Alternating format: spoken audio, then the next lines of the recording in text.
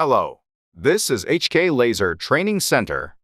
In this time, I will explain how to set multi-origin. To use multi-origin, you must know how to set. Click Function in Work and click Set icon next to multi-origin and NC functions on/off. After entering screen, you can see that can set origin up to 6.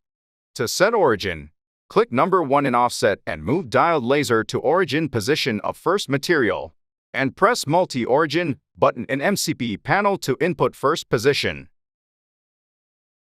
After that, click number 2 in offset and move to second origin position and press to input second. Repeat same progress for others.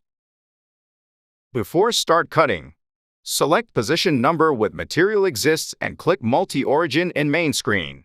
Then it will cut material in order of selected number.